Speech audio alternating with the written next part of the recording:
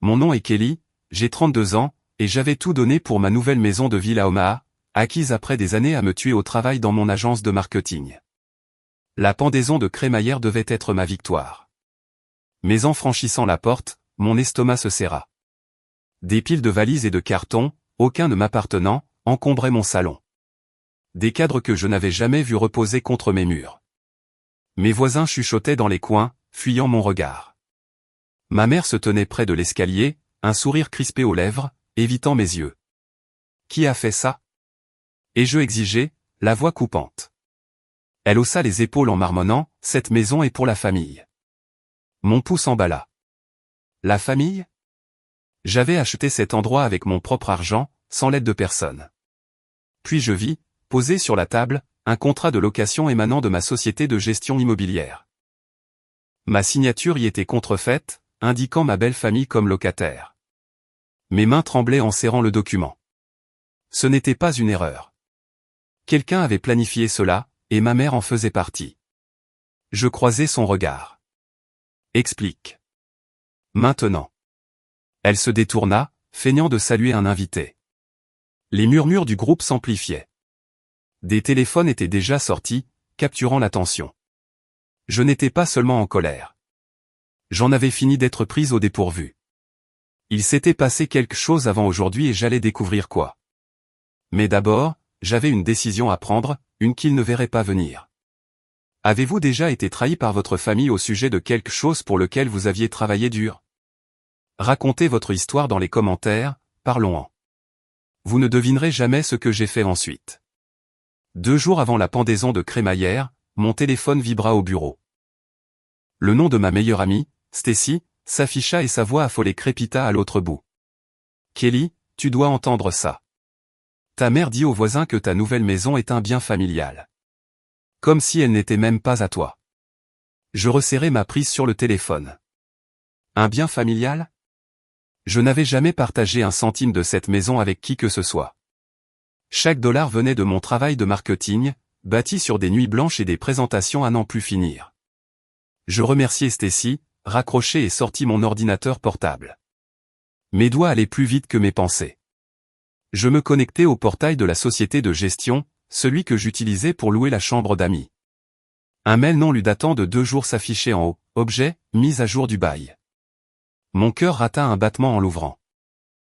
Le message indiquait que mon frère avait été ajouté comme locataire avec effet immédiat, accompagné d'une note, priorité familiale. L'email de ma mère était en copie, son nom m'éclatant au visage. Impossible. Je déroulai jusqu'à trouver un autre email, celui de la femme de mon frère, une liste de rideaux, un lit queen size, une coiffeuse pour sa chambre. Sa chambre dans ma maison. Mon sang se glaça, non par surprise, mais par lucidité. Ce n'était pas une confusion. C'était volontaire. Je fouillai toute la conversation, reconstituant les faits. Ma mère avait dû contacter la société en se prétendant habilitée. Elle ne l'était pas. La mise à jour du bail ne comportait pas ma signature, donc elle n'avait aucune valeur, mais l'audace me brûlait. Je repensais au mois dernier, quand elle m'avait acculé lors d'un dîner de famille pour que j'aide mon frère à régler ses dettes. J'avais refusé, affirmant que mon argent m'appartenait. De toute évidence, elle n'avait pas écouté. Ni lui. Ma mâchoire se serra en réalisant qu'ils avaient tout planifié, convaincu que je céderais. Je rappelai Stacy. Tu avais raison. Ils essaient de prendre la maison. Elle inspira vivement, puis enchaîna les questions, mais je la coupai. Je gère. Merci de m'avoir prévenu. Son appel m'offrait un court délai pour agir, et je n'allais pas le gaspiller. Je appelai alors Laurence, mon avocat de longue date. Il répondit aussitôt, sa voix posée contrastant avec mon cœur affolé. Je lui envoyai les emails et expliquai la signature falsifiée ainsi que l'implication de ma mère. Il promit d'étudier les documents immédiatement. Si ça ressemble à ce que je pense, dit-il, ce n'est pas légal. Tu es la seule propriétaire, mais il faut confirmer l'erreur de la société de gestion et le rôle de ta mère. Je lui demandai de préparer tout document nécessaire pour protéger ma maison. Personne n'a le droit de la revendiquer sauf moi. Le soir venu, nous fîmes un appel vidéo. Laurence m'expliqua que l'amendement du bail était nul, faute de ma signature, et que la société risquait même des poursuites pour avoir tenté de le traiter.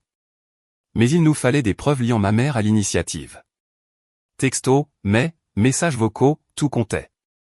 Puis il ajouta, plus grave, si ça dégénère, vendre la maison serait peut-être ta meilleure issue. Tu couperais tout lien. Vendre? L'idée me heurta. Cette maison était la preuve de mon indépendance. Je n'étais pas prête. Pas encore. Je veux toutes les protections légales possibles. Il acquiesça. À la fin de l'appel, un texto arriva. Ma mère, chérie, rentre tôt demain. On a besoin de toi pour préparer la fête. La fête. Mon dégoût monta. Elle ne préparait pas une célébration. Elle préparait une mise en scène. Je ignorais le message. Le silence était mon arme. J'ouvris alors l'application de sécurité liée aux caméras de la maison. La vidéo en direct se chargea, la porte était fermée, mais une ombre passa devant la fenêtre. Mon cœur bondit. Je changeai de caméra, l'image était noire, peut être truquée. Ce n'était plus une simple histoire de bail. Ils agissaient déjà. Puis un message vocal du gestionnaire, votre mère nous a appelé disant que vous aviez approuvé le changement. Merci de confirmer. Ma mâchoire se crispa. Voilà la preuve. Je transmis l'enregistrement à Laurence. Au petit matin, depuis l'hôtel, j'ouvris l'application caméra. L'image du salon apparut. Et mon souffle se coupa. Mon frère était là, tirant une lourde valise qui raclait le sol. Sa femme se tenait tout près, pointant les murs du doigt et aboyant des ordres sur l'endroit où accrochait un miroir clinquant. Je basculai sur la caméra de la chambre principale et mon estomac se noua. Des cartons portant leur nom étaient empilés contre le cadre de mon lit, comme s'ils avaient déjà revendiqué l'espace. Ce n'était pas une simple visite, ils emménageaient.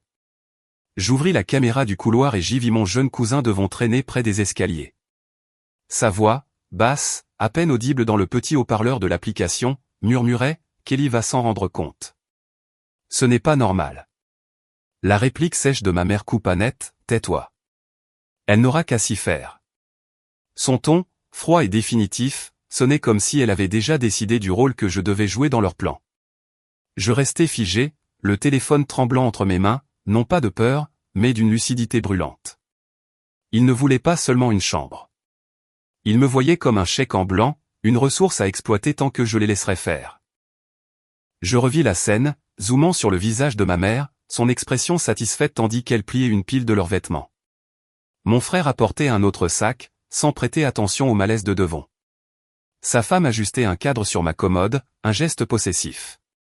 Chaque image confirmait ce que je soupçonnais, ils avaient planifié tout cela bien avant la pendaison de crémaillère, misant sur mon silence. Mon pouls battait fort, mais ce n'était pas de la panique, c'était une décision, un feu qui s'allumait en moi pour reprendre le contrôle. Mon téléphone vibra, me sortant du flux. Un message de Stacy s'afficha, reste calme, Kelly. Tu gères. Ne les laisse pas t'écraser. Ces mots m'ancrèrent, me rappelant que je n'étais pas seul. Je répondis rapidement, merci. Je m'en occupe. Puis je posai le téléphone, l'esprit en ébullition. Les caméras m'avaient donné des preuves, mais ce n'était pas suffisant. Il me fallait une issue, une vraie, définitive. Les mots de Laurence, la veille, me revinrent, vendre la maison couperait tous les liens. L'idée, autrefois impensable, me parut soudain salvatrice. Je parcourus mes contacts et m'arrêtai sur le nom de mon ami Nan, agent immobilier. Nous n'avions pas parlé depuis des mois, mais elle avait toujours été fiable, compétente et discrète. Je l'appelai. Elle décrocha au troisième appel, sa voix chaude mais perplexe, Kelly, tout va bien? Je ne perdis pas de temps, non, j'ai besoin de savoir à quelle vitesse je peux vendre ma maison. Pas de questions, juste la procédure. Elle marqua un silence, puis passa en mode professionnel et demanda la valeur du bien, les conditions du marché à Omaha. Je répondis brièvement, volontairement vague mais déterminé. Je veux que ce soit discret, et rapide. N'en détailla les étapes, mise en vente, acheteur, clôture. Elle me prévint que cela pourrait prendre des semaines, mais qu'avec un vendeur motivé et un prix correct, on pouvait accélérer. Il faut que je voie la maison. Demain, ça te va? Je hésitais en repensant aux caméras, aux cartons, à l'invasion de ma famille. Pas encore. Je m'occupe de l'accès. Commence seulement les papiers. Elle accepta, promettant de préparer une estimation et un projet d'annonce pour le lendemain. Je la remerciai, mêlé de crainte et de résolution. Je revoyais encore Devon, son doute discret. Il n'était pas comme les autres, pas totalement complice. Un instant, j'imaginais qu'il pourrait être un allié, mais j'écartai l'idée, il n'avait rien fait pour les arrêter, et c'était suffisant. La voix de ma mère résonna de nouveau dans ma tête, dure, cassante. Elle avait toujours favorisé mon frère, excusant ses dettes, ses échecs, tandis qu'elle attendait de moi que je comble les manques. Ce n'était pas nouveau, mais cette fois c'était trop. Ils avaient franchi une limite, et je ne céderais plus. Stacy m'avait dit de rester calme, mais calme ne signifiait pas passive. J'ouvris l'application, sauvegardant chaque extrait compromettant, la valise de mon frère, les décorations de sa femme, les paroles acérées de ma mère. Autant de preuves, si jamais cela finissait au tribunal. Mais je ne voulais pas un procès, je voulais la liberté. Vendre la maison devenait la seule manière de rompre leur emprise sans me battre pendant des mois. Je me levai, arpentant la chambre d'hôtel, les idées s'alignant enfin. La pendaison de crémaillère était prévue pour demain et il s'attendait à ce que je joue le jeu, que je souris. Il ne savait pas que j'avais tout vu, ni que j'étais déjà en train de les prendre de vitesse. L'appel de Nan m'avait donné une trajectoire. Les caméras, une vérité. Je ne subissais plus. Je planifiais. Ils m'avaient sous-estimé. Ils allaient la prendre. Cet après-midi-là, j'entrai dans le bureau immobilier de Nan. Elle m'accueillit d'une étreinte rapide, inquiète mais professionnelle. « Tu es sûr de toi, Kelly ?» demanda-t-elle en me montrant une chaise. Je hochai la tête, la mâchoire serrée. « Je veux que ce soit vendu vite. Avant demain. Et ça reste entre nous. » Elle ne sourcilla pas, sortant une pile de formulaires. Elle expliqua que le marché à Omaha était correct, mais que pour vendre en moins d'une journée, il faudrait fixer un prix très bas. Ça attirera les acheteurs cash, dit-elle. Je connais quelques investisseurs qui se jetteraient dessus, mais tu vas perdre de l'argent. Je m'en moquais. La liberté valait bien plus. Fais-le. Elle hocha la tête et glissa vers moi une procuration, avec ça, je gère tout si tu es prise. Je lus le document, sentant le poids de ma décision. Ce n'était pas juste vendre une maison, c'était rompre une vie entière d'attente familiale. Je signai d'un geste ferme. Clôture avant demain. Pas de retard. Elle promit une diffusion discrète à son réseau d'investisseurs, tu auras une offre ce soir. Au moment où je lui rendis le document, mon téléphone vibra, ma mère encore. J'ignorais l'appel. Puis un deuxième. Puis un troisième. Sa messagerie se lança, sa voix, tranchante, sans la moindre douceur. Kelly, tu dois être à la maison demain. C'est une question d'unité familiale. Ne complique pas les choses. Je supprimai le message, les doigts stables malgré l'oppression dans ma poitrine. Unité. Elle voulait dire contrôle. Je répondis froidement, en réunion. Je ne viendrai pas. Quelle bouillonne. Je ne jouais plus son jeu, n'en m'observait. Ça va, demanda-t-elle. Je souris brièvement. La famille. Elle n'insista pas et me tendit l'ébauche de l'annonce. Le prix était plus bas que prévu, mais nécessaire. J'approuvai. Tiens-moi au courant. Elle posa une main sur mon bras. Tu fais ce qu'il faut. Je suis là. Je hochai la tête, reconnaissante. Une petite victoire. Dans ma voiture, j'ouvris l'application des caméras. Le salon était vide, mais dans la chambre, la femme de mon frère prenait des photos, cadrant mon lit, ma commode, avec un sourire suffisant. J'ouvris son profil. Elle avait déjà publié « Nouveau début, nouvelle vibe ». L'audace me brûla le sang. Je sauvegardai ses posts, autant de preuves supplémentaires. Ma famille croyait pouvoir me piétiner. Ils allaient découvrir le contraire. La pendaison de crémaillère approchait, mais le processus était déjà en marche. Nan était mon atout. La vente, ma sortie. Le téléphone vibra encore, ma mère. Je laissai son appel mourir. Sa voix dans le message était une menace feutrée, « Kelly, tu es égoïste. Viens demain ou tu le regretteras. » Je ne répondis pas. Je respirai profondément, ma détermination se solidifiant comme du béton. Demain ne serait pas une fête. Ce serait l'ultime confrontation. J'entrerais dans cette maison, les regarderait droit dans les yeux, et ils verraient ce qui arrive quand on me sous-estime. Je refermai l'application, le visage de la femme de mon frère encore imprimé dans mon esprit. Le bureau de Nan derrière moi, les papiers signés, étaient la preuve que je ne subissais plus. Je prenais les commandes. Avec Stacy, les caméras et la vente, j'avais tout ce qu'il me fallait. Ils étaient allés trop loin. Et j'étais prête à reprendre ce qui était à moi. La pendaison de crémaillère aurait été leur scène, mais c'était moi qui écrirais la fin. Le matin de la fête, j'ai reçu le dernier appel de Nan. Sa voix était nette, professionnelle. Kelly, c'est réglé. L'acheteur a signé à l'aube. La maison leur appartient officiellement. Les fonds ont été transférés. Tu es libre. Une vague de satisfaction glaciale m'a envahi. La maison de ville, mon ancrage durement gagné, avait disparu, mais avec elle le poids de la cupidité de ma famille. Tu es un miracle, Nadine, ai-je dit, d'un ton assuré. Envoie-moi les papiers. Elle promit de m'envoyer les documents par email et me souhaita bonne chance. J'ai raccroché, mes doigts se resserrant autour du téléphone. La fête n'était que dans quelques heures, et j'étais prête. J'ai conduit jusqu'à la maison, les rues d'Omaha défilant floues, le ventre calme, la résolution tranchante comme une lame. Le plan était simple, entrer, les laisser se vanter, puis leur révéler la vérité.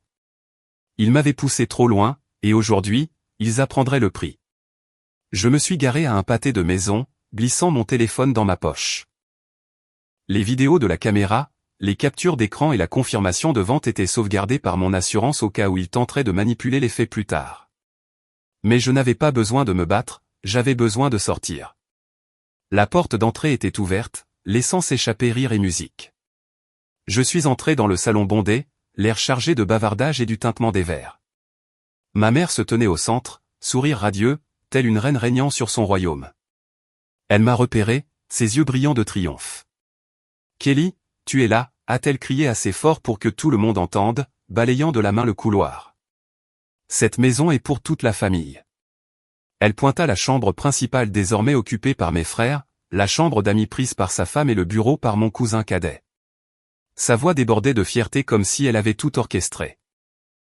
Mon frère souriait, adossé au mur, le bras autour de sa femme. Elle ajustait une nouvelle écharpe, l'air satisfait, comme si la victoire était déjà acquise. Mon cousin cadet se tenait au fond, le regard rivé au sol, silencieux. Les invités voisins, parents éloignés, quelques amis de ma mère approuvaient en hochant la tête, certains levant leur téléphone pour filmer son discours. Je l'ai laissé finir, mon visage figé dans le calme. Puis j'ai avancé, ma voix tranchant le bruit comme de la glace. « Vous vous trompez, ai-je dit, le regard fixé sur elle. Cette maison n'est plus à moi. Je l'ai vendue ce matin. » La pièce s'est figée. Le sourire de ma mère a vacillé, sa main est tombée. Mon frère a reculé du mur, le visage tordu. « De quoi tu parles » a-t-il hurlé, la voix brisée. Sa femme a ouvert la bouche, son écharpe tombant alors qu'elle fixait la scène. Mon cousin cadet a levé la tête, les yeux grands ouverts, mais n'a rien dit. Les murmures se sont répandus, certains filmant encore avec leur téléphone. Je n'ai pas bronché. La vente s'est conclue à l'aube. Le nouveau propriétaire prendra possession demain. Vous êtes tous des invités sur la propriété de quelqu'un d'autre maintenant. Le visage de ma mère s'est vidé de couleur, la bouche ouverte, sans un mot. Elle avait fondé son plan sur mon silence, ma soumission, et je l'avais brisé. Mon frère a foncé vers moi, hurlant « Tu ne peux pas faire ça. C'est notre maison. » J'ai soutenu son regard sans ciller. Elle était mienne, et j'avais choisi de la laisser partir. Sa femme a attrapé son bras, la voix aiguë, c'est un mensonge. Nous avons déjà emménagé. J'ai incliné la tête, sourire glacial. Vérifie tes réseaux, Kelly. Tu as posté des photos en prétendant que cette maison t'appartenait. J'ai les captures et les caméras. Tu ne possèdes rien ici. Les invités murmuraient, certains sortant leur téléphone pour chercher ses publications. Son visage s'est empourpré, mais elle n'avait aucune défense. Mon cousin cadet a finalement parlé, voix basse, « Kelly, je ne voulais pas ça. » Je l'ai regardé, la culpabilité visible sur son visage, mais j'ai secoué la tête, « Tu n'as rien arrêté non plus. » Il a baissé les yeux, honteux, la pièce bourdonnant de murmures et de vidéos prises par certains. Ma mère a retrouvé sa voix, venimeuse, tu n'es pas ma fille. J'ai haussé les épaules, laissant glisser ces mots. Tant mieux. J'ai fini de porter ton poids. Je me suis tourné vers la porte. Mon frère m'a crié dessus, mélange de menaces et de jurons, mais je n'ai pas regardé en arrière. Les invités se sont écartés, les yeux rivés sur moi, certains choqués, d'autres amusés. La voix stridente de ma mère appelait mon nom, mais je continuais. La vente était définitive. La maison était partie, tout comme leur levier. J'avais repris ma vie, et ils devraient vivre avec les débris. Dehors, l'air était vif, le soleil éclatant. Je me suis glissé dans ma voiture, le moteur ronronnant tandis que je m'éloignais. Le chaos que j'avais laissé derrière eux était désormais leur problème. L'appel de Nan, les papiers signés et ma propre détermination m'avaient libéré. Ils m'avaient sous-estimé, et je les avais fait payer. Après mes mots, le salon a explosé de chaos. Mon frère a foncé, rouge de colère, me bloquant le passage. Tu ne t'en tires pas comme ça, Kelly. Nous allons te poursuivre, rugit-il en me pointant du doigt. Je ne bougeais pas, le regard fixe. Avant que je puisse répondre, mon ami avocat Laurence, venu comme témoin légal, s'est avancé. Il a sorti un document plié de sa veste, la voix calme mais ferme, tu voudras voir ceci en premier. C'était une copie du contrat de vente, la transaction était irréfutable, signée et notariée. Kelly ne possédait plus rien ici. Mon frère a arraché le papier, les yeux scrutant frénétiquement. Sa femme, figée à côté, a regardé par-dessus son épaule, le visage pâlissant face à la réalité. Les invités, encore secoués par mon annonce, se penchaient, certains filmant la scène. Mon cousin cadet s'est tourné vers ma mère, la voix tremblante de frustration, je t'avais dit de ne pas pousser ça. Maintenant, nous avons tout perdu. Ces mots perçaient le tumulte, lourd de regrets. Ma mère s'est tordue, mais n'a rien dit, les mains crispées. Mon frère s'est retourné vers sa femme, sa colère changeant de cible. C'est de ta faute. Pourquoi as-tu posté ces stupides photos en ligne? Tu nous as ridiculisés. Elle a sursauté, la voix dure en défense, ne me blâme pas. Tu disais que c'était gagné. Leur dispute a monté, voix se chevauchant, indifférente à la foule. Les invités murmuraient, certains vérifiant ces posts sur les réseaux, légende maintenant source d'embarras public. Les voisins échangeaient des regards, les murmures se répandant comme une traînée de poudre. À la tombée de la nuit, les vidéos circuleraient sur Internet, spectacle pour la ville. Ma mère, silencieuse jusque-là, est soudain tombée à genoux devant moi, les mains agrippant mon bras. Kelly, s'il te plaît, annule la vente. Nous sommes une famille. Ne fais pas ça. Son désespoir était cru, contraste frappant avec sa confiance arrogante quelques instants plus tôt. Je l'ai regardé, le cœur impassible, tu as fait tes choix, ai-je dit, ton froid. Tu ne peux pas les réécrire maintenant.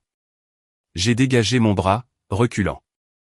Ses supplications se sont transformées en sanglots, mais rien n'a ébranlé ma détermination. Elle avait créé ce chaos, et je ne le réparerai pas. La pièce s'est remplie de bruit, les bavardages des invités se mêlant au chaos familial. Mon frère a froissé le contrat, le jetant au sol, mais la présence de Laurence a réduit ses menaces au silence. Vous n'avez aucun dossier, a dit mon ami avocat, sa voix tranchante. Le nouveau propriétaire prend possession demain. Vous devez partir. La femme de mon frère a voulu protester, mais ses mots se sont éteints sous son regard. Mon cousin cadet, toujours aux côtés de ma mère, secouait la tête, la culpabilité visible mais inutile. Je me suis dirigé vers la porte, le poids de leur colère et de leur désespoir s'éloignant derrière moi. La famille de mon frère devrait désormais se dépêcher, emballer leurs affaires et faire face à un loyer qu'ils ne pouvaient pas payer. Ils avaient considéré ma maison comme un filet de sécurité, mais j'avais coupé les cordes. Les murmures des voisins me suivaient, leur téléphone capturant chaque instant. Demain, l'histoire se répandrait, Kelly, la femme qui a vendu sa maison pour fuir sa famille, serait sur toutes les lèvres de la ville. Je m'en fichais. Qu'il parle. Dehors, le soleil de l'après-midi était chaud, l'air d'Omaha vif et pur. Je me suis glissé dans ma voiture, Laurence suivant pour s'assurer que je parte en sécurité. Tu as fait ce qu'il fallait, a-t-il dit, ton calme. J'ai hoché la tête, un léger sourire apparaissant, merci d'avoir veillé sur moi. Il a balayé d'un geste, promettant de gérer les retombées légales. J'ai démarré le moteur, son ronronnement m'ancrant dans le présent. Le chaos familial était désormais leur fardeau, pas le mien. J'ai traversé la ville, passant pour la dernière fois par des rues familières. Mes valises étaient déjà prêtes. Ma vie se résumait à ce qui tenait dans le coffre. Omaha avait été mon foyer, mais c'était aussi une cage liée à des attentes que je n'avais jamais acceptées. Vendre la maison n'était pas seulement une évasion, c'était un nouveau départ, libre de leurs exigences. Les larmes de ma mère, les menaces de mon frère, l'arrogance de sa femme, tout cela restait derrière moi. Le regret de mon cousin cadet me hantait encore, mais il n'était pas suffisant pour me retenir. Sur l'autoroute, la silhouette de la ville s'effaçait dans le rétroviseur. Un soulagement léger et imperturbable m'envahit. Je ne savais pas où j'allais atterrir, mais ce serait un choix à moi, pas un héritage imposé. Les vidéos, les commérages, les retombées suivraient ma famille, pas moi. J'étais parti, non seulement de la maison, mais d'un passé qui ne me définissait plus. Un mois plus tard, je me tenais dans mon nouvel appartement, regardant la ville s'étendre sous mes yeux. La lumière du soleil traversait la fenêtre, illuminant chaleureusement le sol nu. J'avais gardé les choses simples, un bureau, une chaise, quelques livres soigneusement empilés. Mon ordinateur portable bourdonnait, ouvert sur un tableur pour ma société de marketing. Après des semaines de nuits tardives et de matinées précoces, j'avais décroché 2 nouveaux clients, de petites entreprises avides de mes idées. Le travail était exigeant, mais il m'appartenait, libéré du poids des attentes familiales. Je sirotais mon café, le calme de l'instant s'installant sur moi comme une couverture. Je n'avais pas parlé à ma famille depuis l'inauguration de l'appartement. Leur absence était un soulagement, une rupture nette avec des années de manipulation. J'avais appris par un vieil ami que mon frère et sa femme croulaient sous les loyers impayés. Ils avaient emménagé dans un appartement exigu à Omaha, mais les frais s'accumulaient plus vite qu'ils ne pouvaient les gérer. Leurs disputes, autrefois confinées à l'intimité, débordaient désormais dans des querelles publiques, les voisins entendant leurs cris à propos des factures et des reproches. Elle l'accusait de ne pas avoir sécurisé la maison. Il lui renvoyait ses publications sur les réseaux sociaux, les qualifiant d'irresponsables. Leur mariage fondé sur la cupidité se fissurait sous la pression. Mon cousin cadet avait quitté Omaha entièrement. Il avait fait ses valises et déménagé dans un autre état, rompant tout contact avec ma mère. Cela ne m'étonnait pas. Sa culpabilité lors de la fête avait été réelle. Mais son ressentiment aussi. Il l'avait avertie, supplié d'arrêter, mais elle avait insisté, convaincue qu'elle pouvait me contrôler. Maintenant, il était parti, recommençant ailleurs, loin de son influence. Je ne savais pas où, et je n'avais pas besoin de savoir. Son choix reflétait le mien, une ligne tracée pour reprendre ma vie. Le monde de ma mère s'était effondré plus que tout. Les voisins qui jadis la couvaient d'admiration se détournaient désormais. Les vidéos de la pendaison de crémaillère partagées sur les réseaux sociaux l'avaient dépeinte comme une manipulatrice, une femme qui avait essayé de voler la maison de sa fille. Le moulin à commérage d'Omaha ne faisait pas de quartier et sa réputation s'effondrait. Les gens chuchotaient sur elle au supermarché, l'évitaient lors des événements communautaires. Elle avait perdu la confiance qu'elle avait mis des années à cultiver, et aucun charme ne pouvait la récupérer. Je ne ressentais aucune pitié. Elle avait choisi son chemin, et j'avais choisi le mien. Je me suis détourné de la fenêtre, mon esprit vagabondant vers la maison. La vendre avait été une perte, mais nécessaire. Cette maison de ville, achetée après des années de dur labeur, était devenue une chaîne, m'attachant à leurs exigences. La laisser partir m'avait libéré pour construire quelque chose de nouveau, que personne ne pouvait revendiquer. Ma société était petite, mais elle grandissait, chaque contrat étant un pas vers la stabilité. J'avais appris à protéger mes réussites, à poser des limites que personne ne pouvait franchir. Le prix était élevé, mais la récompense en valait la peine. Parfois, je repensais aux mots de mon cousin cadet lors de la fête, son avertissement à ma mère. Il avait vu la vérité, mais n'avait agi que trop tard. Je ne pouvais pas me permettre cette erreur. J'avais passé des années à accorder le bénéfice du doute à ma famille, espérant qu'ils respecteraient mes choix. Ils ne l'avaient pas fait. Leur cupidité les avait aveuglés, et j'avais payé le prix de leur sentiment de droit. Maintenant, je savais mieux. La famille n'était pas un laissez-passer pour exploiter la confiance. C'était un lien nécessitant un respect mutuel. Sans cela, il n'y avait rien à sauver. J'ouvris un email d'un client, mes doigts se déplaçant rapidement sur les touches. Le travail me ramenait à moi-même, me donnait un but. J'avais quitté Omaha avec peu de choses, juste mes économies et quelques cartons, mais cela suffisait. Cette ville, où qu'elle soit, offrait un nouveau départ. Je n'avais pas besoin d'un grand appartement ni d'une vie ostentatoire, juste d'un espace pour reconstruire, pour grandir. La lumière du soleil changeait, réchauffant la pièce, et je souris. La liberté n'était pas seulement l'absence de chaînes. C'était le courage de partir, de perdre ce qui te retenait. Je pensais aux leçons à emporter, protéger ce que l'on a gagné, tracer des lignes quand c'est nécessaire, ne jamais laisser personne, même la famille, prendre ce qui t'appartient sans te battre. Les larmes de ma mère, la rage de mon frère, l'arrogance de sa femme. C'étaient des échos d'un passé que j'avais dépassé. J'avais osé lâcher prise. Et ce faisant, j'avais trouvé quelque chose de plus fort en moi.